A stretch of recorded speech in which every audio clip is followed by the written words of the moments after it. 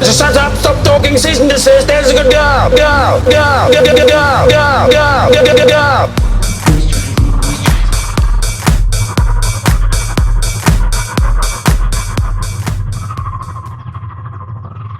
Moisturize me, moisturize me. Are you eating any pears? Are you? Don't like pears.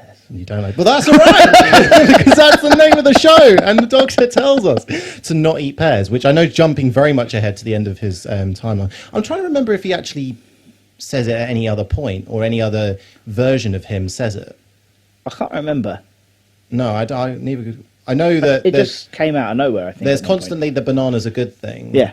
And there's that Zuma thing with Tennant, but I don't remember there being anything to do with pears in any other iteration of Doctor Who. It just was during his regeneration for some reason.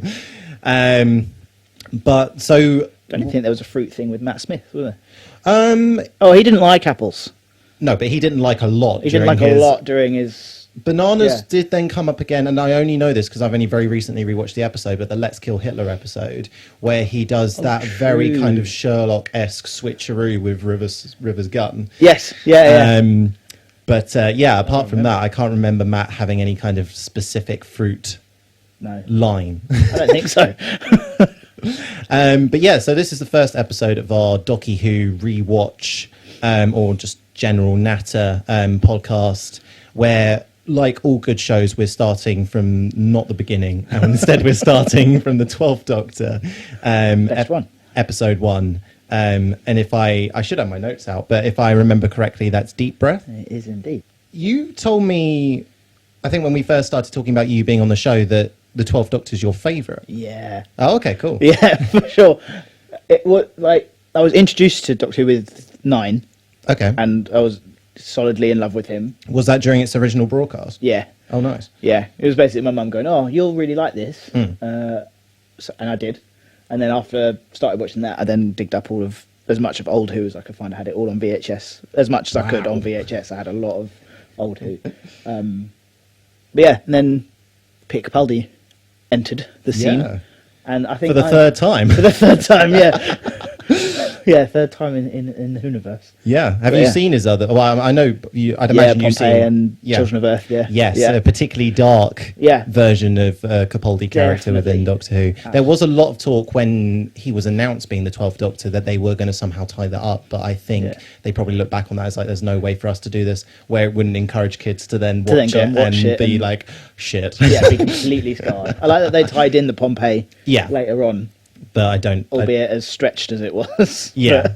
Yeah. But sometimes with Doctor Who, that is how loose the logic is. They're just like, it's just because. Just because. It's just because. Yeah. And we for the most part, we accept. We as Doctor Who fans fully accept that. So yeah, I suppose we should just start off with how the episode opens up. Pure T-Rex, isn't it? Yeah, a very out of scale T-Rex. Oh, yeah. And beautifully CG, but such as Doctor Who's CG has a certain charm about it. That is something that I love, and I know a lot of fans hate with the specials, especially Wild Blue Yonder. Yeah, oh yeah. The CG. I'm willing to bet that was semi-deliberate. Yeah. They could have put a lot more money into making that look better, or just not use so many grand wide shots. Yeah. But they just did it because it's cheesy and fun. I think that's 100%. That whole thing was very much body horror cheese. So I think they have to kind of run with it. If you've gone from making your monsters out of bubble wrap and cardboard. And then but something I wanted to kind of clarify, and this is also because I'm currently doing a Matt Smith rewatch as well. Oh yeah. Madame Vastra, she makes her first appearance in the Good Man Goes to War episode, and something that slightly confused me is because she's part of the settlement that's discovered in earlier Matt Smith's run, right? Yeah, but she's set up in Victorian England. How'd she get there? Because she talks about the debt, but the drill stuff, that was in I think now, when the episode was released, the future, but it's now the past. Yes. Which is also something I love about Doctor Who, where they have this so-called distant future, and it's 2 years ago. And it's 2 years ago for us. Yeah, I found that strange. I also found how familiar we were kind of expected to be with her, and yeah. it's just like... I mean, I don't know was whether very odd. I don't know whether I consider Capaldi's era to be one that's a good jump-on point for new fans. No. Because there's a lot. I mean, obviously, you've got the relationship between Clara and the Doctor. You've got Madame Vastra and Strax And Jenny, yeah. and a load of other references as well, like the fact that Capaldi's still wielding Eleven's Sonic. Yep. That, I mean, all of that is hugely dependent on prior knowledge. Definitely, yeah. But yeah, so something that I wanted to play to you, and I'll just do it through the iPad. I was originally going to do it through. No, you know, I'll do it for the speakers. All right, yeah.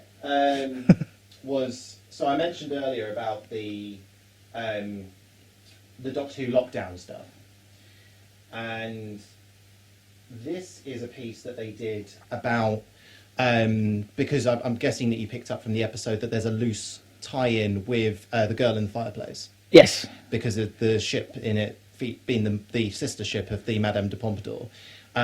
Semi-heartbreaking moment that 12 can't remember that. Yeah. But they did a follow-up bit, I guess a little expansion to the canon of what happens with the ship after the episode ends. Okay.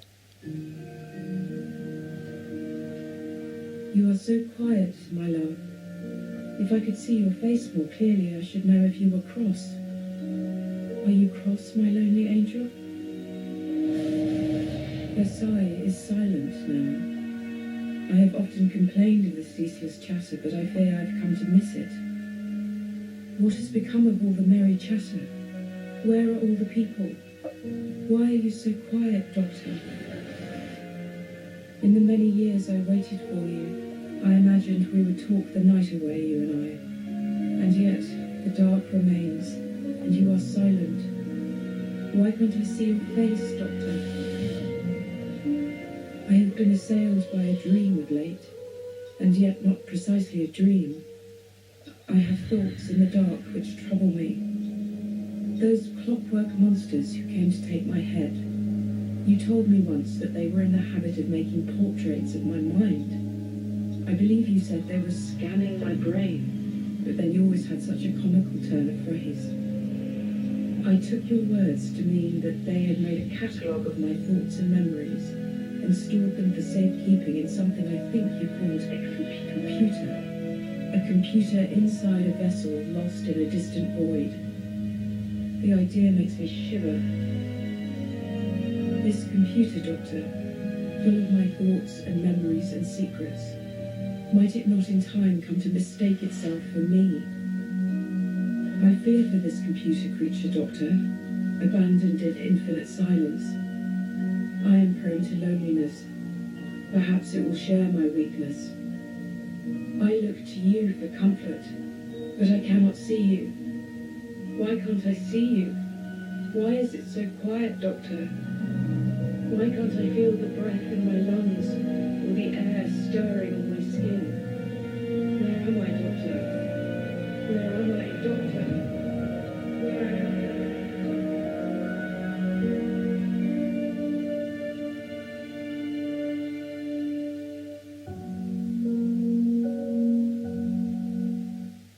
So yeah.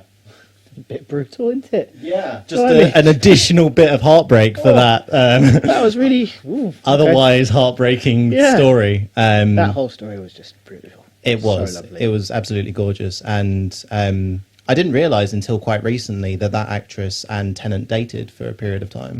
Okay. And then he broke up with her over text. Ooh. not his highest moment. no, but It does explain how good they, the closeness of the two. yeah, also, the doesn't chemistry it? was Yeah. felt real, and Yeah. to all intents and purposes, apparently was.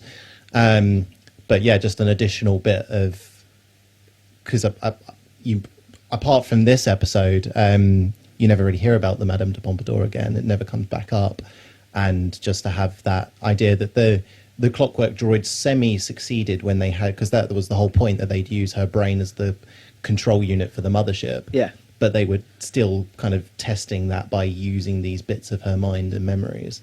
Yeah. So the Doctor's lack of memory during this entire episode, is that something that's ever happened before whenever regeneration? Yeah, I think it's going to be really awkward if I'm wrong. think it's between 2 and 3, Oh, okay. where they wipe his memory as like a punishment. Yeah, because it's a forced regeneration, isn't it? Yeah, and then he's obviously dumped on Earth with Bessie the car rather than the TARDIS. I'm pretty sure he had some memory issues at that point. Oh, okay. I mean, I don't know whether that's some way of them working around the completely messy Doctor Who canon. Where I can only imagine the stress of becoming a Doctor Who writer and being like, either I dedicate a month of my life and do nothing else, But research what's come before. Exactly. Yeah. Or I just somehow write stories and hope that it doesn't conflict with current law. I can't remember if I asked you when we first started talking about Doctor Who prior to the show, but have you indulged in any of the Big Finish stuff? No, I haven't. Oh, No. okay. Yeah. Because that's something that a lot of Whovians don't consider to be canon. Yeah. I mean, the one that I'm currently going through is the Diary of River Song. And apparently in all of those, she meets every iteration of the Doctor, which has its own problem, because then why doesn't Tennant remember her?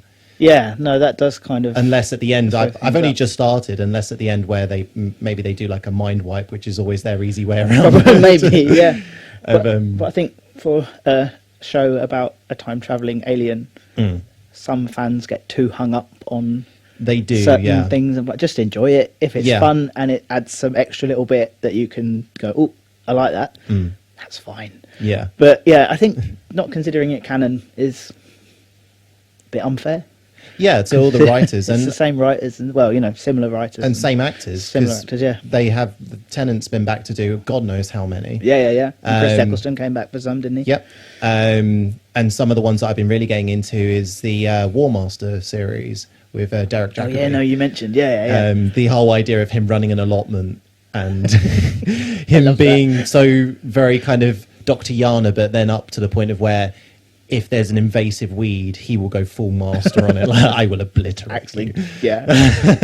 Then you've got to think about the books as well. Yeah, exactly. I trawled through the books when I was at school.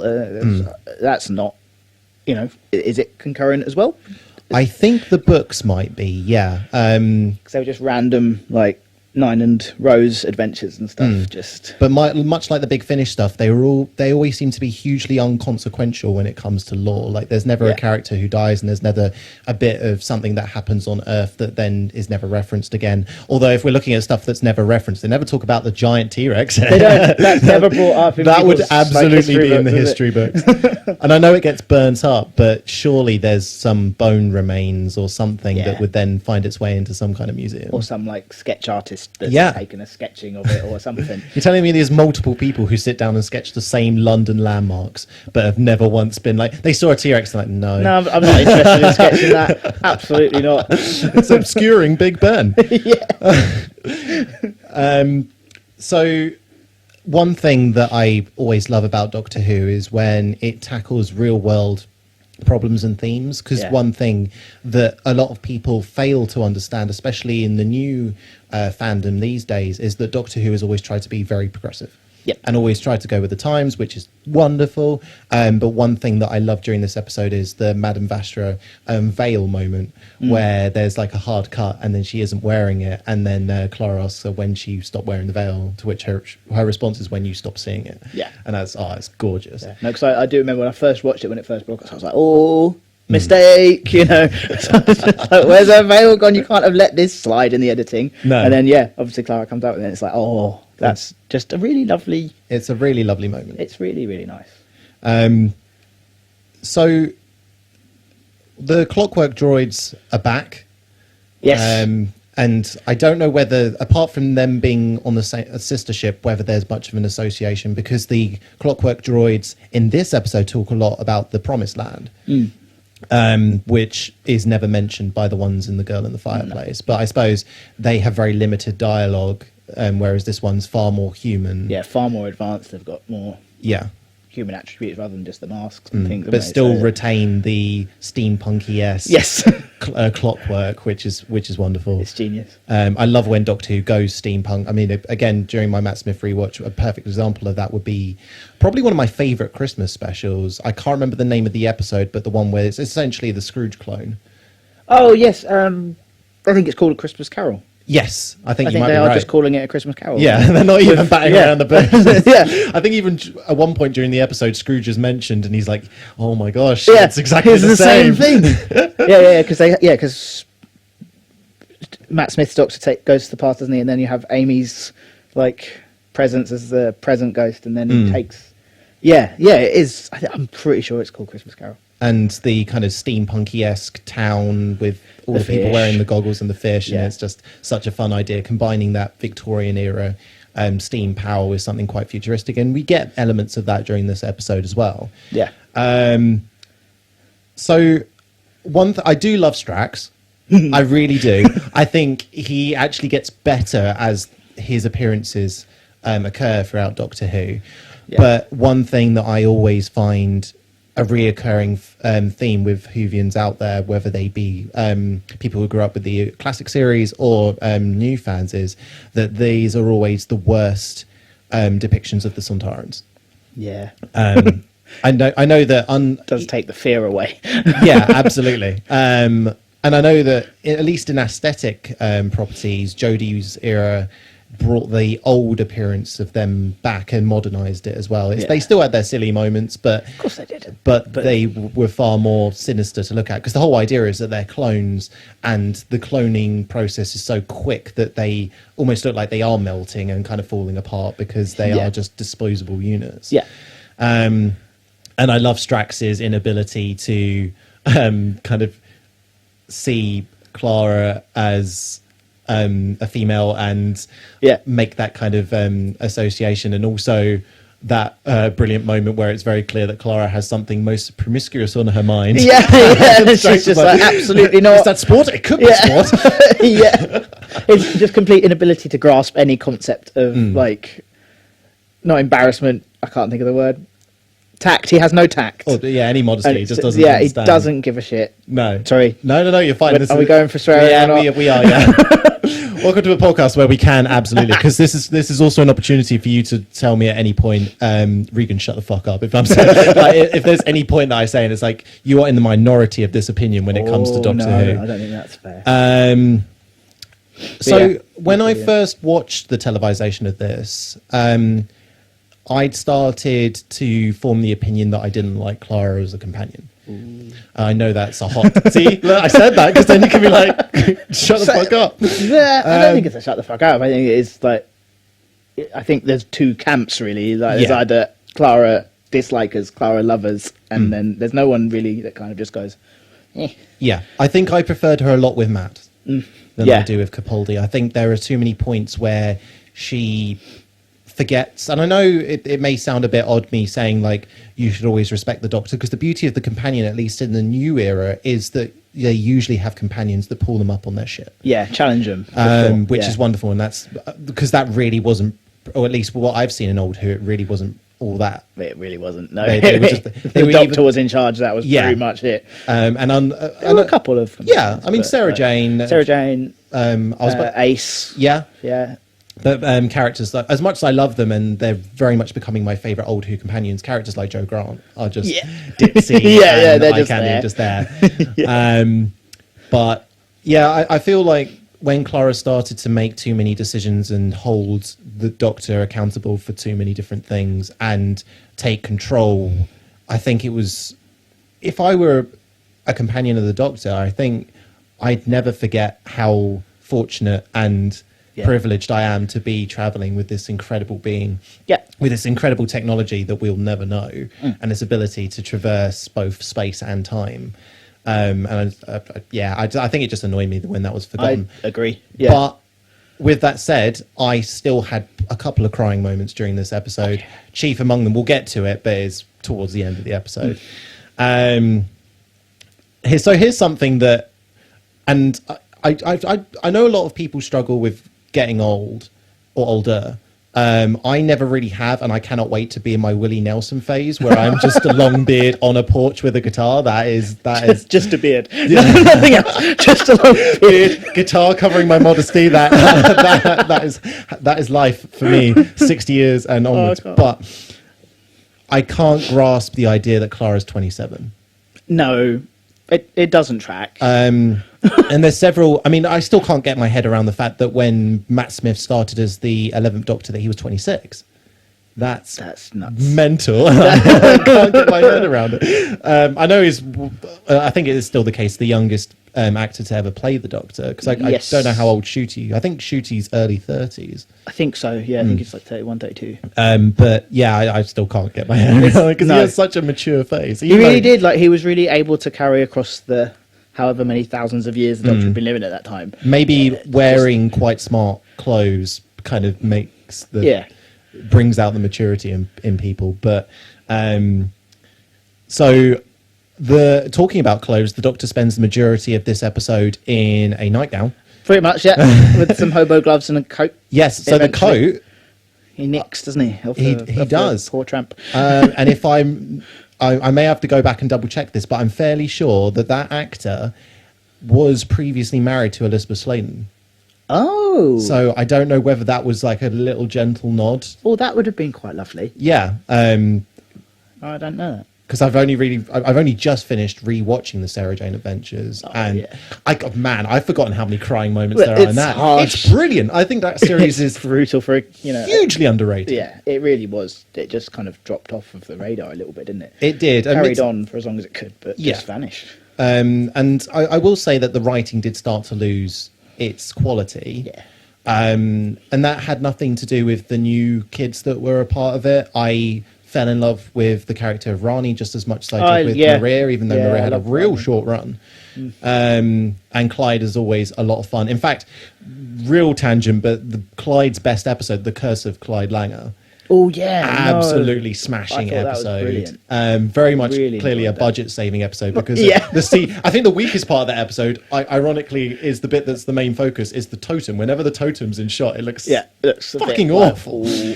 You tried your best, but the whole idea of Clyde Langer and really seeing him develop as a character and survive on his own, not just within the context of the story, but also on screen presence. Because you sometimes worry when you have companions whether they have any solo ability on screen, but it was very apparent that he really very much did. Yeah. How dare the 12th Doctor diss the 4th Doctor scarf? I know. Honestly. As soon as it came out of his mouth, I was like, excuse me, what now? Especially, but the 11th Doctor very much. I can't remember the name. What was not Osgood? Was it Osgood? Yeah, Osgood. Yeah. He even complimented her on the fact that she was wearing the scarf. But then to have, I know it's meant to be like a personality change to a certain extent. Yeah. I think they tried too hard with that. I think that's my main about. The first chunk of Capaldi's era is they tried so hard to be a complete swap and bring out the grumpy. I think they just went too hard. Because Doctor Who and the Doctor can be grumpy, but also quite a lovable character. The prime example of that for me would be the 9th Doctor. Yeah. Where he did have his grumpy moments, but he also was highly lovable. Yeah, he had this wholesome joy about him. Yeah. And I think Capaldi only really was able to come into that towards the end of Clara's era and towards Bill. Like with Bill, I think they found the perfect match of he is a grumpy sod, but he's loving being alive. Yeah. And it was such a shame that it took them that long to get there because he deserved so much more as like an actor and as a character. I don't know. I love a grumpy sod, so I quite liked it, but I did kind of think some of what he was coming out with, especially like with Kill the Moon. I thought that was such... I know we're jumping way ahead, but that was just such an abrupt change. Yeah. And unexpected. Uncharacterfully grumpy. Yeah. But, I mean, even in the next episode, he's, to be honest, a huge prick. Which is the second episode? Into the Dalek. Yeah. A huge bastard. But we'll get there. Really brutal, I've got it here. I've got it confirmed that the doddery old man that the Doctor nicks the coat off is at least a former husband of the late Elizabeth Sladen. That's really sweet. So there's a lot of 10th Doctor moments that come through in this early version of Capaldi where he's going around going, and various things. Multiple oohs and ahs. And I'll also throw down as a note, because I think it's quite important to say, because I am very much in a minority. I said this to my bandmates and they looked at me like I was insane, but I've recently done several rewatches of Tennant's era and love the actor. David Tennant is one of the best actors of our time, but the Doctor, huge prick. Yeah. He's an utter bastard. I'd agree. He's cold. Yeah, with the way that he treats Martha, and it's very clear that this version of the Doctor needs a companion more than some of the others, because he immediately goes into like the Time Lord Victoria stuff and things like that, and he's very entitled, he's very vain. Apparent in the fact that he regenerated back into himself. Yeah. Twice. Yeah. Didn't he? Because he regenerated into his own hand at that point, and then has become the 14th Doctor. So it's but it's interesting that those bits of Tennant leak through in the early regeneration stuff. And there may always be moments, because I guess Tennant made and kind of canonized that Doctor formula when it came to things like messing around with gadgets, and a perfect example of his kind of inhuman moments, like when in Fear Her, when he's talking to the mother and he opens up, I think it's like the peanut butter. Yeah, and just sticks his fingers in it. And Rose is just there like, no just stop it. shaking her head like he's done it countless times. Or in the same episode where he's feeling like the residual energy of the kids that have been nicked, and he's just sitting there on the grass like, ooh, tingly. Yeah. Completely oblivious to how stupid that looks. Yeah. In the middle of a high street, middle of a housing estate. And or the moment in Daleks in Manhattan where he finds the embryo and he just kind of picks it up and puts it in his pocket. I mean, there was a Doctor Who rewatch podcast I was listening to where it was like, even though this is weird, if it was the fourth Doctor, he probably would have put it on his head or something like that. Oh yeah, he put it under his hat or wrapped it in like a sling made of his scarf. It was, but I think he brought quite a few different traits and tricks to the Doctor. He did. And that era of Doctor Who also made perfect, not just companions, but also general people. One thing I will say about Russell T Davies's writing, among many positive things, is that he writes people really, really well. Yeah. Which is, I suppose, something we never really saw with Classic Who. Probably the majority of the reason being because you spent a lot of time not on Earth, minus the third Doctor's run. And admittedly, I'm only just getting to that point, so I don't know how true that is. Yeah. But I know the majority of it tends to be stories that are set off-world. And but if I remember correctly, yes. And they tend to be quite kind of cliche characters, where they're either soldiers or people who are there to die. Yeah, a lot of them are disposable, which is just not very well-rounded. But like even the... I call them the disposables in the New Who area, but like they're all very well-rounded. Given good personalities, good stuff to work with. What did you think about Capaldi's moments with the T-Rex? So prior to him and his escape from that room that bedroom, he's in, which he has a real breakdown about. Like he doesn't understand why there's only a bed in the bedroom, and he doesn't understand like what happens when you get out of the bed. Yeah. But his dynamic with the T-Rex, because this does feel a little bit like this is just making the Doctor weird for the sake of weird. I don't know whether he'd go around, like, having not even seen the T-Rex, where he's already calling it a sexy lady. And I mean, you're talking to the wrong guy about this, because I'm a zookeeper and I will call all of my animals sexy lady. Oh, okay.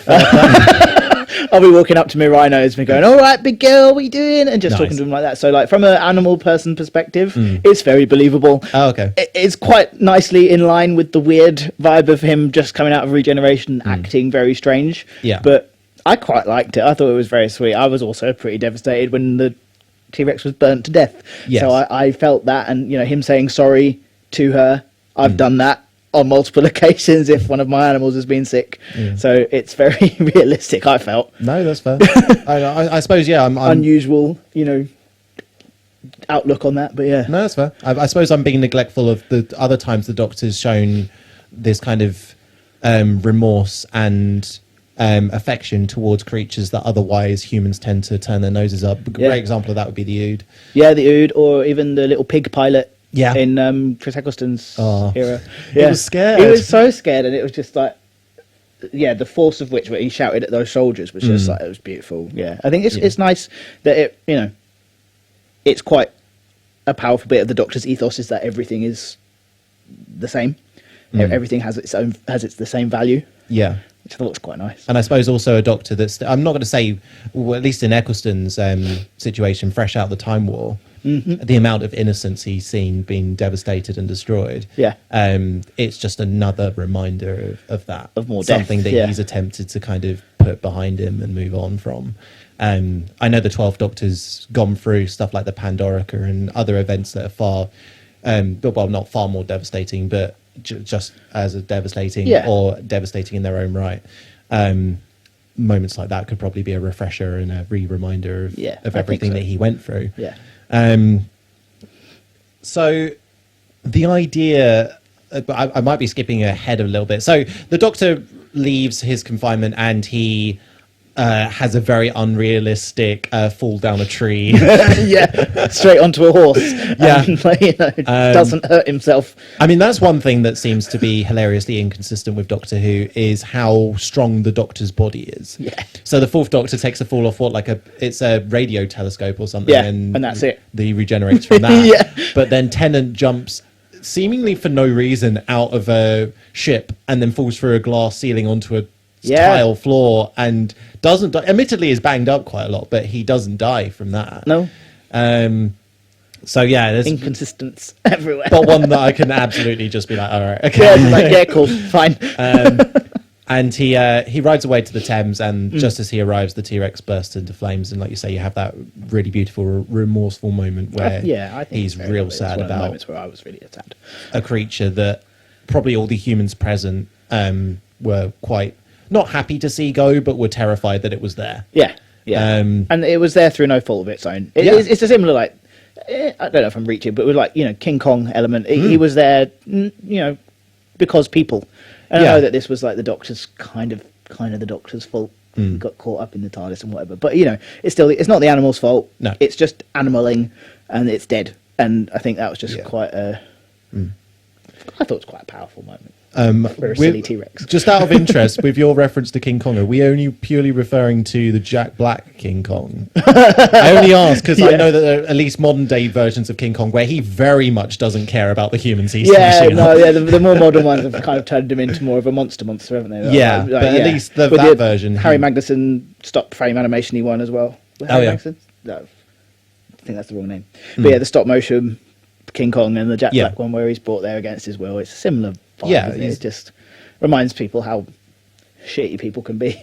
Yeah, absolutely. And Doctor Who is never shy of just showing us how rubbish we can be as people. I mean, even during the Giggle special, the Doctor literally has a moment where he just puts everyone in their place. Just in the middle of telling them what's going on. Yeah, he's just like, everyone sucks. I'm just like, okay. You can be beautiful, but you also are terrible. Yeah. So during this episode, there are little snippets where there's this clockwork droid that's going around and taking bits of people in order to build itself up. There's one thing that I think Doctor Who's been lacking, and I so hope comes back, and it so far has been coming back in the 3 specials and in the Christmas special, is that sometimes Doctor Who can be really kind of what's the phrase I'm going for? No, not just brutal, but like the best example of this would be during the Age of Steel episode when they find Sally the Cyberman, and she's one day from getting married, and it's moments like that where it's such a gut punch. But also moments that are just kind of so obviously they have to happen off screen, but it's just so visceral to hear, and the whole idea of just this human's eyes being removed. So that this droid can have a better set of eyes is brutal, but something that Doctor Who has shied away from in early years and is now hopefully on its way back, because Doctor Who for a lot of kids is the thing that draws them in is the, oh my God, like it's a little bit dangerous. It's a little bit risky. But there's, like you say, it all happens off screen, so it kind of leaves it to their imagination, but also that's all it needs to be. All it needs to be is a reference. A kid knows that guy's eye's coming out. That's all he needs to know. He doesn't need to see it. So it's quite a nice, slow. That's what Torchwood and Class are for. Exactly. That's where we take the next step. But if you really are sick and you want to see it, 2 series you can see that with. So this is jumping slightly ahead, but it's a kind of a theme of the episode. The idea of having to hold your breath to survive an encounter is terrifying. Because something that Doctor Who, again, makes quite scary is it takes the ordinary and makes it terrifying. Yeah. Brilliant examples of that being the Weeping Angels, the Vashta Narada. Yep. Your TV. Yeah. Oh, yeah. Yeah. Until the very end of that episode, I think it got a bit silly with like the wire being like, screaming her way up the tower. But Initially, pretty tricky. that was one of the few episodes where, because it was that initial reveal with the little boy's grandmother when they turn on the light and she's got no face. Yeah. I ran. I refused to watch the episode because I don't know whether it's specifically elderly people. I think it's anyone. Anyone who doesn't have a face, who should have a face. Yeah. There's something missing. It's something fairly crucial. Yeah, you need that. But the holding your breath thing. You know, you do that when you're nervous anyway. Or if you're watching something, if I'm watching a horror movie, I'm pretty much holding my breath the whole time. It is scary. Yeah, but the idea that there's that really harrowing moment where Clara realizes what she has to do in terms of holding her breath, and she thinks she's escaped the initial kind of room of all these droids, and then you can see the look of devastation in her eye. The camera hasn't even yet shown you what it is, and it just then cuts to a further corridor full of them again. And they use that wonderful effect where, you know, when your eyes start to go. Oh yeah, that flashing, and you're just like, oh shit, brain needs oxygen. Yeah, I thought it was really nicely done. Scary. Yeah, and I will say, as much as Clara's definitely not my favourite companion, she I can't remember the name of the actress, but she does beautifully during this episode. Jenna Coleman, yeah, showing, because it's like she's crying and just showing the despair. Yeah, and so just brilliant bit of acting, and that's something that I've always held in quite high regard with Doctor Who, is those beautiful acting moments from not just the Doctor, but also the companions and supporting cast. Yeah, they pick them good. Yeah, they do. So I think we mentioned earlier in the podcast that it's hinted at that this robot presence, this android presence, has some kind of association with the robots from the Girl in the Fireplace episode, and this being the sister ship.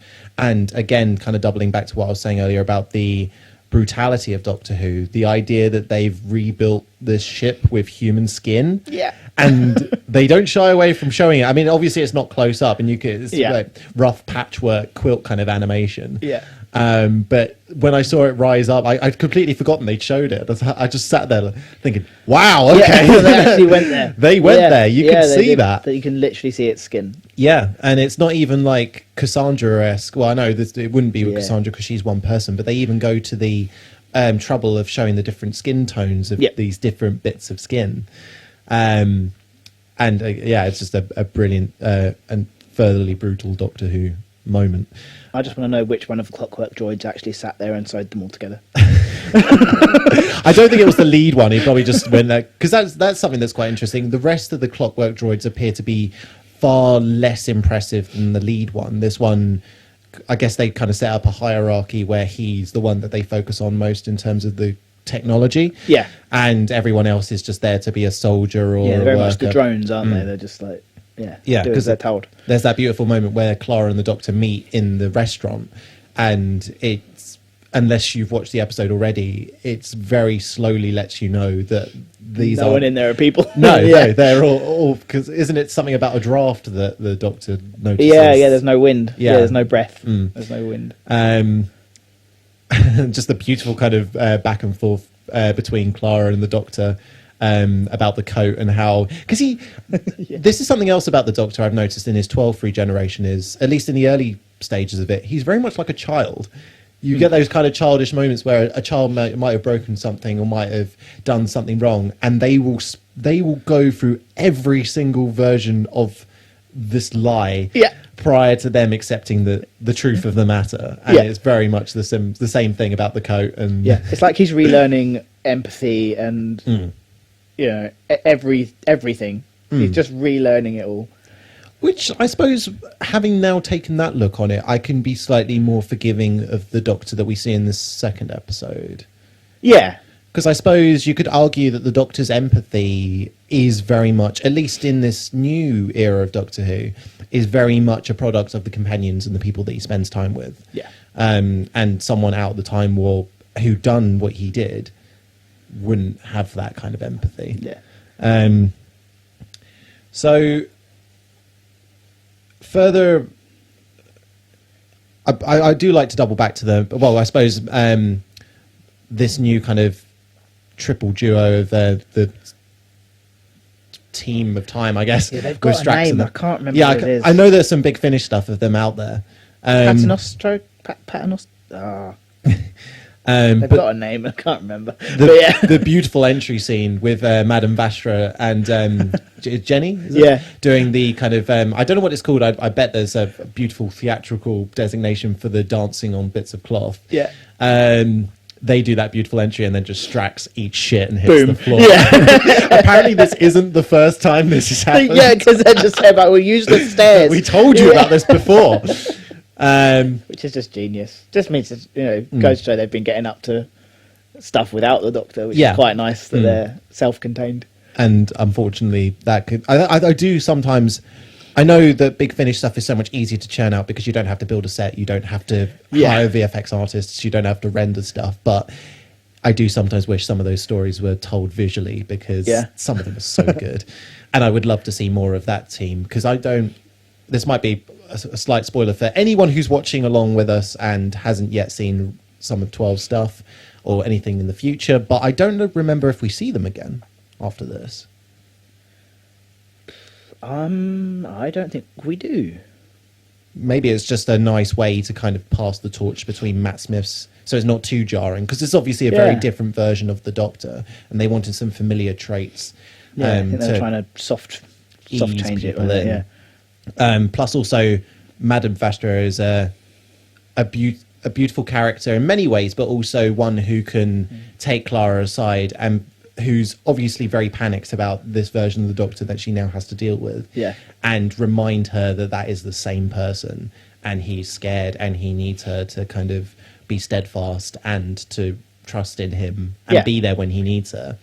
I mean, with that said, the Doctor very much has his kind of brutal element comes out in this episode where he just leaves her behind and shuts the door because and his logic behind that, or his lie is there's no sense in both of us dying, so he'll just run. Obviously, he then comes back, but leaves Clara with that mindset. That mindset, which all the more makes apparent why she goes through what she does at the very end of the episode. Jenny and Madame Vastra's dynamic is wonderful as a couple. It's fantastic. Yeah. I have met, in fact, there's a couple in mind I won't name drop them, but a real life couple who are very much like this, where you have a beautifully strong, quite sarcastic, sometimes quite, when I say like pointy, sometimes some of the stuff that they can say, not brutal, but honest and things like that. And is the fighter within the relationship. And then you have this wonderful, like kind of very warm individual, and their dynamic works really beautifully together. And there is a kind of Sherlock element that comes out in this episode where they're investigating the people that are going missing. And also the way that Jenny thinks that Madame Vastra is painting her. And then it turns out that she's just on the job. And she asks, well, why was I standing there for all this time? And her only reply is, art? Because you look pretty. And I do also like that, even though it's very clear that they are in a monogamous relationship, Madame Vastra still has these kind of flirty moments. Because isn't there a moment where Clara comes in and her immediate response is like, take your clothes off? You put your clothes on the table or something. And apparently, and that's just accepted by Jenny. It's just like, okay, cool. It's just the way she is, and they know that they love each other, which is lovely. Which is also further cemented by when Clara is going through those initial points of questioning the Doctor, and whether or not it's the same man. And Jenny turns around to her and she's like, well, I love Madame Vastra, and she's a lizard. Like, in terms of biology, they couldn't be more different. But they couldn't be further apart. But it's their mutual love for each other that is all that matters. But I did really feel for Clara, because as much as it is the Doctor, and he's not the same. He is and he isn't, because obviously, he's still that same being. But everything about him is different. You've got that initial, you've got that core element that is the same. So I get it. But the fact that people just say, "Oh, he's the same guy," you've just got to. It's hard. I think we all have that. Not to get too deep with this, but I think we all have that as human beings, where as much as it's lovely to think you'll go into a relationship or a new friendship or whatever, and it's the soul of the person that should be the most interesting and most attractive thing. Sometimes looks are something that's held in high regard. Not with Clara. I mean, it's always kind of hinted at that she has more than just a friendly affection towards Eleven. Yeah. But it's clear that this jarring change of look between the two doctors is something that she's also really struggling with. Yeah, I think that's like the main thing that initially she was struggling with, is that he's suddenly become so old. But then also personality-wise as well, it's so different. Yeah. But yeah, you're right. It's just having that massive difference bang smack in the face is difficult. And that's why I find I haven't personally gone through this, but I know couples who have, people with members of couples who have transitioned. And I don't know the science. I'm not a scientist, but I imagine that there's a certain amount of personality change that goes through having is it like testosterone and things like that? There is a certain change that will happen, not just physically, but also mentally and things like that. But the ones that stick together, that's so beautiful, because it's lovely. They love the soul of the person as well as their looks as well. And you generally kind of see that a lot of the change emotionally there is just a person being happier. Yeah. Because they're less and terrified if you about really love how that they person, are. you'd want that for them. Yeah. So the doctor I don't know if we ever get a name for this droid, but the doctor confronts this droid one-on-one. Yeah, I don't think there's a name. And I don't know how you took it, but it's very heavily hinted at that the doctor pushes the droid out the window or the door. Let's not reveal. I know that there's a bit that's later in the episode. Let's not reveal that, just in case there's peeps that haven't seen it. Yep. But we will talk about the garden and the lady who finds the droid after he kind of, I guess, reawakens or whatever. And it's said that this garden is the promised land that he was attempting to get to, and it's essentially our version of, or their version of heaven. Yeah. And we're met by this very kind of Moriarty-esque character in Mary Poppins-esque clothing. yeah. It's a lovely meld. Yeah.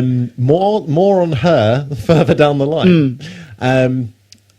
In terms of that, because I suppose this is something that we quite uniquely will experience very organically quite soon, is the stuff with Mrs. Flood.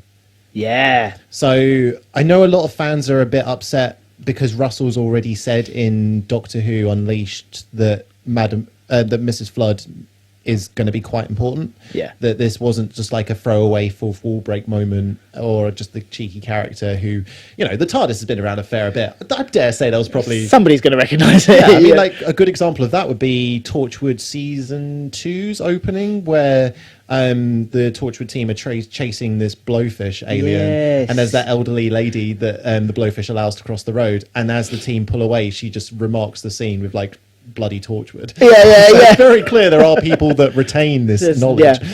And you could argue that had we not been told this by Russell, we could have very easily just taken that this was just a cheeky character who just knew some stuff. But no, it's clear that Mrs. Flood is quite important, and whether or not this is a character we've seen before or whether this have you heard the theories that it possibly is someone like River Song or Amy because of the name Flood? And I mean, River Song... So I think it's in Big Finish stuff. River Song does have some stories that follow on from her time in the library. Yeah. But I think it's a River Song clone. Maybe. Citation needed. But yeah, so... There's just people grasping at straws all over the place. Yeah. Trying to figure it out beforehand. The amount of times there's a character that turns up who seems significant, there's one character that everyone will always jump to, and it's the Rani. Yeah. Yeah, that name's been pulled out so many times. I found out something quite interesting about the Rani and why that can never be the case. Because something I didn't appreciate until quite recently is that the Doctor Who as a property is owned by the BBC, and I suppose Bad Wolf Studios in association. Yeah. But the characters and the monsters and stuff are owned by those who came up with them. Yep. So I can't remember the name. Is it Terry Pratchett Estate own the Daleks? Yeah. I think so. And there's another estate that owns the Rani, but no one can get in touch with them Yeah. in order to. Yeah. So I dare say the initial thought was, I'm going to make this character the Rani, but they just can't. I just don't think they can. No, Yeah. which is a shame. But It is, but also, sometimes those characters are good that they exist in those stories. They've and done that's some it. fantastic stuff. Yeah, Leave them be. Yeah. Yeah. And the episode then kind of closes out with probably the most emotional part of it, where we get some more 11th Doctor. Yeah. I did not see that coming No, at all. but they I was like, beautifully "Oh." set that up, because I can't remember the name of the episode, but Matt Smith's last episode, there's that scene where Clara walks up to the TARDIS and sees that the phone. Time of the Doctor. Possibly. I think it might be Death of the Doctor, because wasn't Time of the Doctor the 50th anniversary 50th. special? It Yeah. might have been the 50th. But- Something. yeah. But in the town called Christmas, Yeah. there's a bit where she walks up to the TARDIS and the phone's hanging out. Yeah, puts the phone back on. Yeah. But that's never addressed until now, where it appears that the 11th Doctor kind of preempted that Clara would need that reassurance. Not that he was able to determine that he would go through such a personality and physical change, Yeah. but he was just that empathetic that he would understand any change would need that kind of comfort to get Yeah. them through it. Because they'd gone through lots together, Yeah. like a long time. Yeah. I think more- she's the longest running companion, so she'd been there for a while. Yeah. And I suppose that also correlates within universe as well, because doesn't she visit different doctors? Yep. Yeah, she goes through his timeline and Yeah. saves his ass multiple times. Yeah. But that's something that I think a lot of people don't understand. Rose had to go through completely by herself, not just from the stuff that we saw in the Christmas episode, but also the personality change and the physical look is something that she really struggles with. And you only see that in the Children in Need special. Yeah. Where she really can't get her head around that. It's a bit more soft in the actual Christmas episode, but in that you can really see the struggle that she goes through. And then you get that really cheeky, I suppose a bit vain moment from 11 where he's like, don't say I got old. Yeah. Anything but that. Yeah. It was such a stark contrast. I think it was just. Yeah. I think it was also the writers just letting the audience know that it's okay to be a little bit about this because it's such a big change. And I forgot as well. It's a new regeneration cycle, isn't it? So that probably explains the sharpness and massive contrast of the train. Because I suppose ignoring, and I know a lot of fans do ignore it. I haven't yet got to it. I have never watched it properly, but the Timeless Child stuff. If we ignore that just for a minute. You could argue that the regeneration cycles almost have a perfect reflection, because William Hartnell being the first one, an older character, and then you've got 12. I know this is immediately broken by Jodie, but yeah, a little bit, but it's a nice possibly a nice callback. It might just be coincidence. It's just a reset. But then you could argue that the reset's the same, but then it goes its own separate way once Capaldi regenerates. Yeah, it's Clara still isn't very sure, but she's willing to kind of sit down with a coffee with the Doctor. And once again, the Doctor's caught short because, of course, he doesn't carry any money. Doesn't have any money.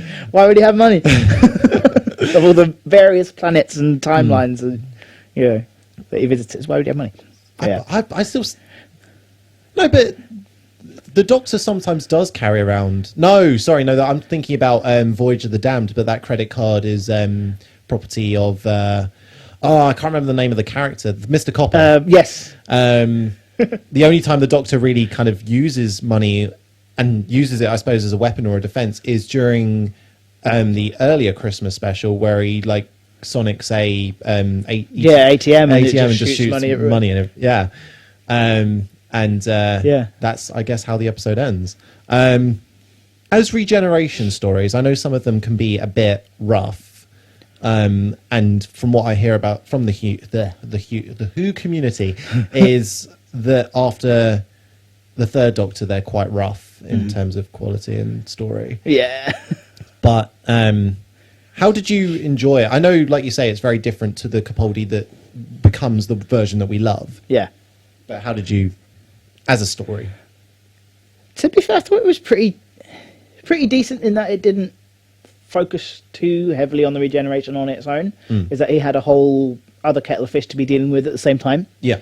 So I thought I think if it's too just regeneration based, it becomes a bit too heavy, and you could also run out of material relatively quickly. There's only so much you can necessarily do with it without it becoming tiring. Like, oh, look at this is different. Oh, look at this feels different. Blah blah blah blah. But then to actually have a storyline to go through and figure out how this new version deals with the crisis, finding out that he's very happy to lie to his companion, and it just shows you so many different options that are going to happen later down the line and how he's going to react to certain threats and problems. I thought it was pretty decent. I suppose that's doubling back to the rule 1 for the Doctor, that the Doctor lies, yeah. And again, keeps that consistent at least. Yeah. Again, with the Matt Smith rewatch, I've only just done the episode. I should really learn episode names, but the episode where they go to the facility that have the hospital droids and they encounter the older version of Amy. Oh God, yeah. And during the majority of that, the Doctor promises Amy, or says at least, that he can try and have the two Amys exist together within the TARDIS. But he knew all along that would never happen. That just can't happen. Yeah. But he needed Rory back and needed him to be kind of complacent and compliant to get Amy back. Yeah. Yeah. It's brutal. But then you have got to think, he's a 1,000-year-old being who tries to make sure every life is valued and saved, but sometimes you just can't. And that comes back later with like Mummy on the Orient Express and that kind of... I think that's something that Doctor Who, for me as a young child when I first started to watch it, was so important for me as a young developing individual. Doctor Who teaches people about loss. Yeah.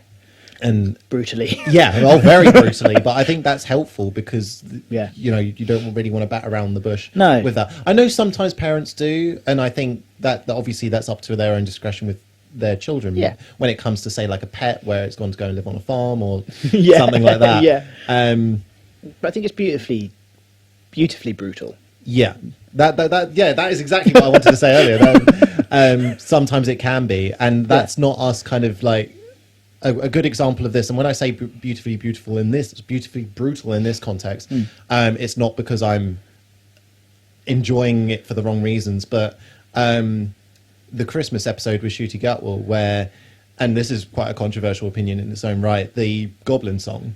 Yeah.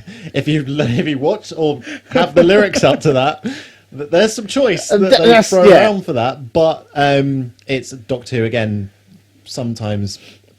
Taking risks, and it was doing something completely different. I don't think I've ever had a musical number before like that in that regard. No. But apparently it's something that we're going to get a lot more. And as someone who's only very recently got into musical theatre, not just watching but also performing, I'm for it. I'm all for it. I'm here for it. As soon as they started breaking into song, I was like, absolutely. And it works with Shooty Gatwell as a Doctor as well. Yeah. And you've got Jonathan Groff going to be involved. Brilliant. Jinx Monsoon again.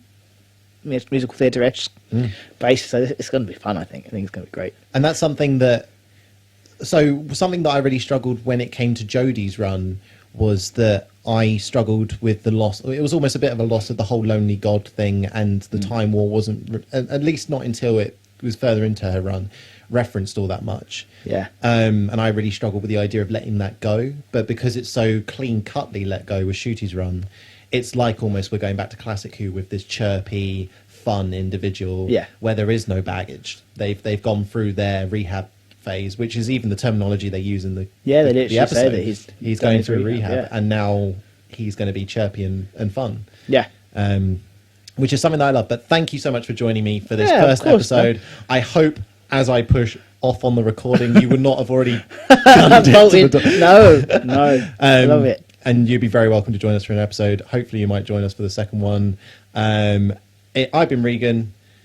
Nay, are you going to let's just go with the normal one, right? It has been an absolute joy having you here. And remember to never eat pears. Never, ever. Never.